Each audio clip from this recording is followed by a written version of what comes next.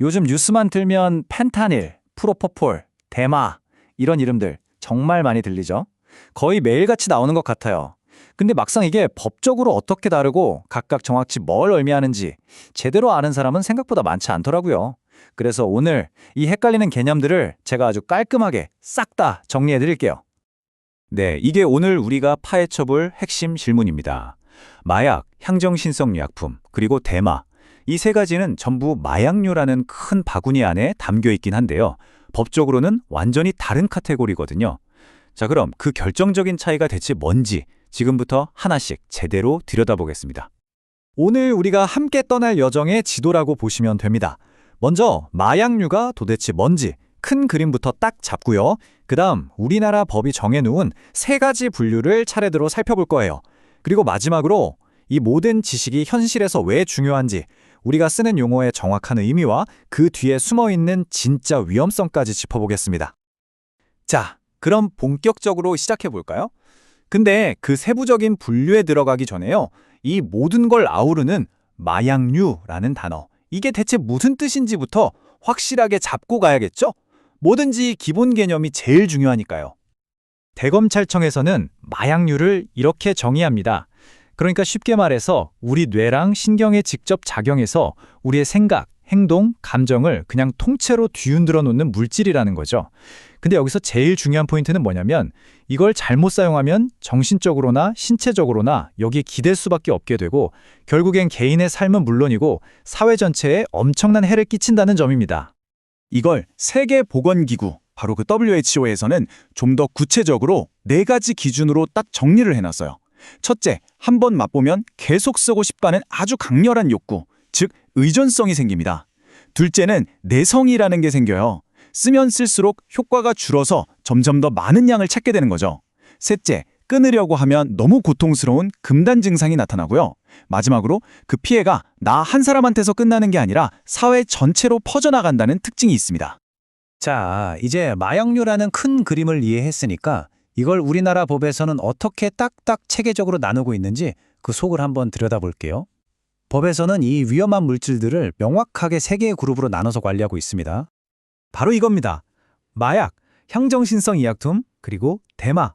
이 세 가지 이름이 오늘 얘기의 알파이자 오메가예요. 지금부터 이 셋이 어떻게 다른지 하나씩 자세히 알아보겠습니다. 자, 첫 번째 주자, 바로 마약입니다. 이 카테고리의 핵심은 바로 출신 성분이에요. 어디서 왔냐는 거죠. 예쁜 양귀비꽃이나 저 멀리 남미의 코카잎 같은 자연식물에서 오거나 아니면 그 식물의 핵심 성분이랑 똑같이 화학적으로 만들어낸 물질들, 이걸 바로 마약이라고 부르는 겁니다. 이 표를 보시면 훨씬 이해하기 쉬우실 거예요. 마약은 또 세 종류로 나뉘는데요. 보세요. 양귀비 같은 자연 그대로의 천연 마약이 있고요. 거기서 핵심 성분만 쏙 뽑아낸 게 바로 모르핀, 헤로인, 코카인 같은 것들이죠. 그리고 요즘 진짜 뉴스에서 난리도 아닌 펜타닐, 이런 건 아예 실험실에서 화학적으로 만든 합성 마약이고요.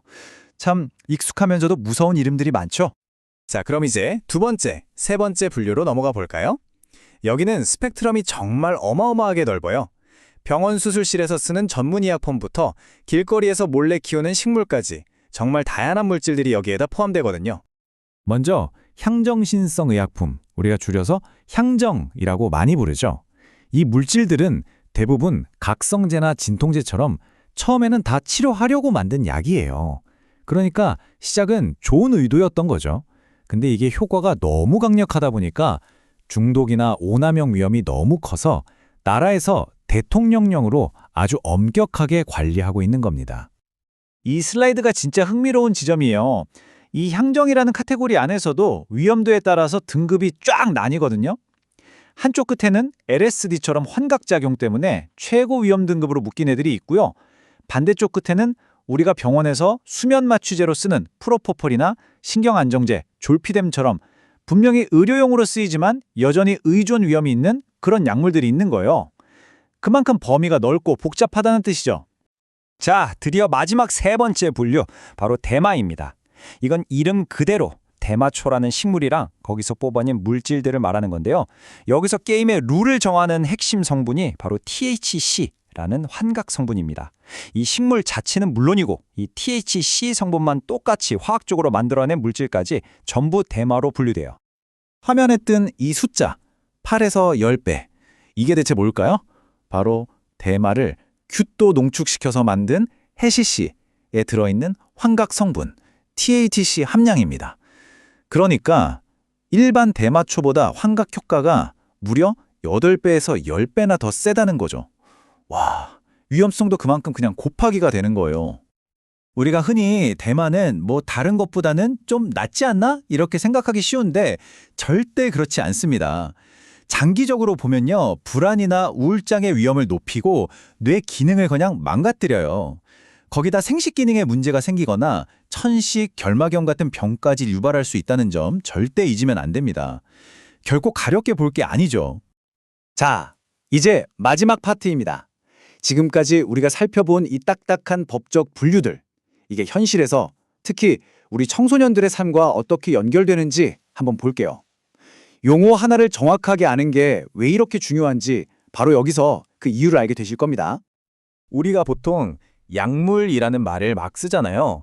근데 사실 중독이나 오남용 문제를 이야기할 때에는 물질이라는 표현이 훨씬 더 정확한 표현이에요.